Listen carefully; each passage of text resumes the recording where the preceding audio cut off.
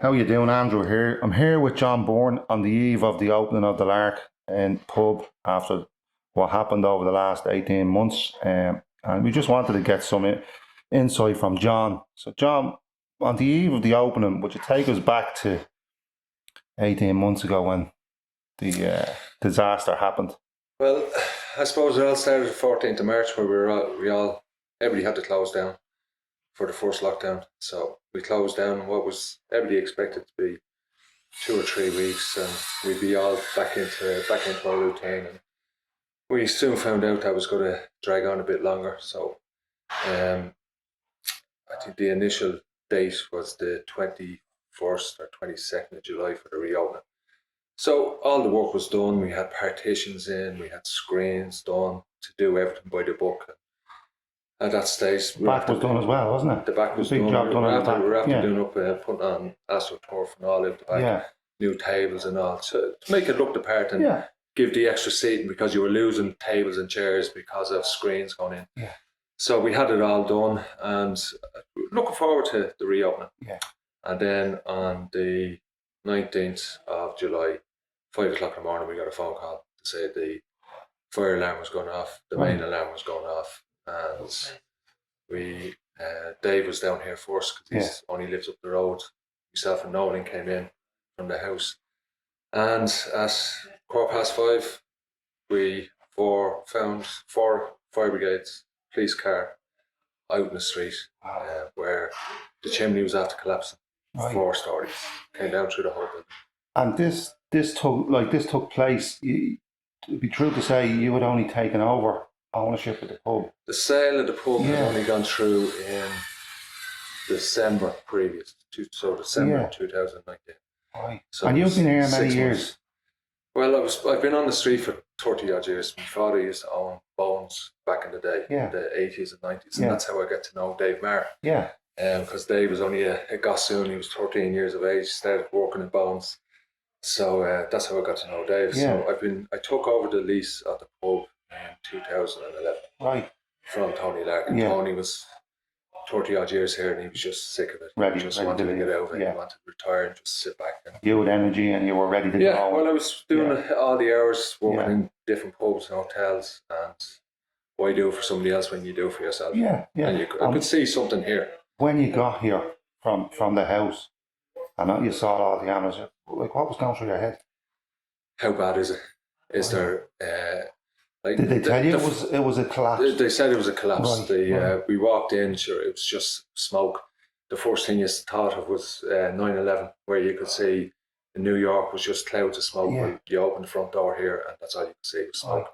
You couldn't see into the premises. It was just dust everywhere. Wow. So I suppose when you look back at it now, the good thing was the place was dead. Yeah. Because it was dead of night when it happened. If it was a week after when the pub was open, a busy Saturday night, what would have happened? What would have happened? Yeah. You couldn't live with that. No.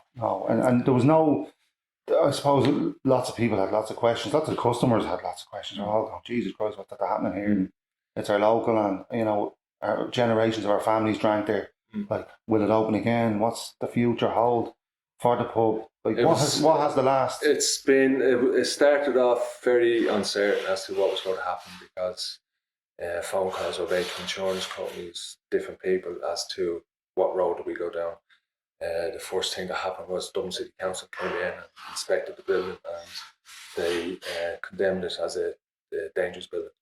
And there was a 14 days notice served on it, where I had 2 weeks to turn around and get people in to start propping it up, dropping it, to prop it up, to demolish the back and the side of the bar. So it was the uncertainty about how we were going to do it. Yeah.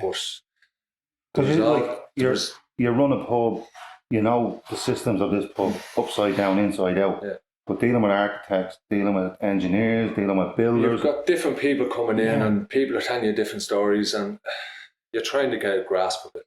And some of it can be very hard. And a lot of it went over my head. I've got to learn an awful lot over the last year and a half. Yeah. And I'm glad we're at a position now where it's been worth the grey hairs and the sleepless nights and because I suppose for the first 2 months I went through a stage of sitting up all night watching TV, and I think over a 3-week period I watched all the Sopranos, where I was watching 4 or 5 episodes a day. Because your mind was just going. Constantly couldn't relax because the uncertainty, not knowing, the staff asking, what's the story future for us? Yeah. Where do we stand? So we've sat down, we had a meeting, and we said, right, we're going to do what we have to do, and we will find a way to get the place open the doors again. We were after spending 10 years of hard work building the business that was after being, no disrespect to Tony, but it was after going down because of certain things in the area, I suppose. The collapse of 2008, and that was a big factor in it. So it took us 10 years to rebuild the business up, and we've got a good establishment there. And how do you, where did your strength through all this come from? Or, you know, what at the worst times when you were fucking thinking, like, and not sleeping, and like, what got you through it? Family. Just herself, the kids. We'll find a way. Yeah. We will. We do. We know it's hard at the moment, but we will find a way. We know nobody knows what the future holds, but we knew what we wanted to do, and like talking to people, and the likes of Mark, absolutely lost without him. He's been here every day. It's his own business. So between us all, we've just got stuck in. We said, right, we're just going to do it. And was there ever a moment where you said, no, Liam, I'm walking away? Oh, there was a couple of times where I turned around and said, I can't do this. I don't know how I'm going to do this. Yeah. It's different things would be thrown at you. How do you answer this? How do you answer that? And I'm sitting back and I'm saying, I haven't a fucking clue how I'm going to get through this. But it was just at the end of the day, we'd sit back and say, well, no, we will do it. We'll get it done. I suppose the first COVID, and I say it was like that for a lot of families, was, I have to say, it was probably great, because you had a time when nobody could do anything, and it was just, we sat there and spent time together. Families, we just got together. Like I've pictures on my phone, videos of, I think it was a Saturday night, sitting in the house, and I've got 3 big kids, three big young fellas, and we were sitting in the front room, just talking. And next thing, the young one comes in with packs of Maltesers and instruments, and there's the 3 lads, were throwing sweets at each other, and there's the 3 lads sitting on the sofa at the other end of the room. Competition, who could catch them? I suppose 4 or 5 hours, did things like that. But over the first lockdown, that's the way it was. We just did things as a family, and it strengthens you, and it gives you the strength and the belief that we can do it. So it'd be true to say that yourself, Nolan, the family, Dave, all the people related to the pub have some resilience inside them after watching it being through. When we saw what happened, and at the end of the day, the easiest thing to do is just give up. But it's to fight on and say, well, we can do this. And then once we got started in, and like we will publish, we're going to put up photographs around the pub of when it first happened, the first photographs that were taken, of where you were able to look, you were able to stand in the cellar and look straight up, and all you could see was the blue sky.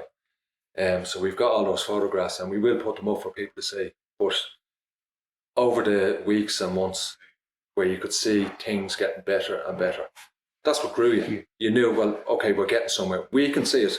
People outside, because people are on Meath Street or walking by, what's wrong with that? She wouldn't think there's anything wrong. But after a few weeks, people walk around the engine alley, have a look up and say, Jesus, that place is gone, it'll never open again. But we just said, no, take it a day at a time, a week at a time, a month at a time, and we slowly get there and we get the result. What sort of response have the people of the Liberties shown towards yourself and Dave and the rest of the family? Well, I suppose it's... And the shopkeepers. And probably part of the reason that we came into the street was because of the people of the Liberties. As I said, I'm here 20 years, Dave Maher's a lot longer working in the street. But because of the people, like it's... I know an awful lot of places around Dublin, and there's very few places that would be like the Liberties, the way they come together. And it's, people would be ringing me, and I have to say, over the time, I was a shit for people who texting me or ringing me and go away. I don't want to talk about it, because where people were ringing with the best intentions of something they could do. Like those fellas came in, if you want us to help clear the stuff out, whatever we can do. Yeah. But I just that really is the Liberties. They rally together, don't they? Yeah. But the people time in Liberties will turn around, they come together, and whatever they do, they can do it. They do. Yeah. And over the last few weeks now, as we've come to where the word is going around, the pub is going to open again. People are saying, okay, when are you open? Can we help out? Do you want us to paint? Do you want us to do this? Want to do that? And the support that you get off the people, and they wouldn't all be customers, but they're people at the Liberties. They care. And they care about the street. Yeah. They care about the people in the street. People who, whether they live here, they work here. They're all one big family. And the Lark is an institution. It is, yeah. It's well known. During the time that you were closed and you were trying to get this place, did you learn much about the pub, like given all the stuff that came at you? We sat back and said, right, well, we had to find out about the building because of the collapse of the building, and when we had to bring in architects and engineers and we were looking at the building, we were saying about how old the building was. We said, well, let's find out about it, and let's try and find out as much as we can. Now, we were restricted because of government buildings being closed and not being able to get certain information, but we have got some information as to we've had an architect in the last few weeks ago who's saying that it's the Earl of Meath originally had the around here, obviously, and he commissioned for somebody to come in and build 12 houses along Meath Street from the church down. The church was built around 1640, 1660, and these houses were built straight after that. So 1680, there was these 10 or 12 houses built. The basement is from the 1680s. Apparently in 1760s, 1780s, they were knocked down and rebuilt. For what reasons, we're not sure yet, but it's something we will find out. But there's two buildings on the street. Ourselves and 82 Meath Street are the two remaining buildings from that era. So we've got this architect is coming back. He's actually been taken on board now, and we're going to get all the information that we can. So, because we were looking at to try and find out when it was first a public house. The most information we've got at the moment is 1911. Prior to that, it was a grocer's, spirit merchants. But between 80 and 81 Meath Street, it's gone back to 1820s, 1840s. It's been a grocery shop. Different families living above it over the years. So hopefully over the next couple of months we'll get more information, and we'll have it around the pub so that when people come in they can say it'll be that's our for history. Our own people and for the people that tourists that come around the area. This is what Meath Street's about. This is what Liberties is about. And we'll incorporate all that into the pub. So as you get ready to open tomorrow, what's the feelings like? What's emotions like? It's nervousness to a certain extent, because we've still got a few more weeks of certain restrictions. But the end of October, they'll all be lifted. As we wrap up now, John, what would you like to say to your customers before you open tomorrow? I'm excited. We're all excited about opening up tomorrow to get those people back in. Now, we've seen the people. We've seen them on the street. They'd stop, to come in and have a quick look, to see how things are going, how we're doing, find out when we're opening.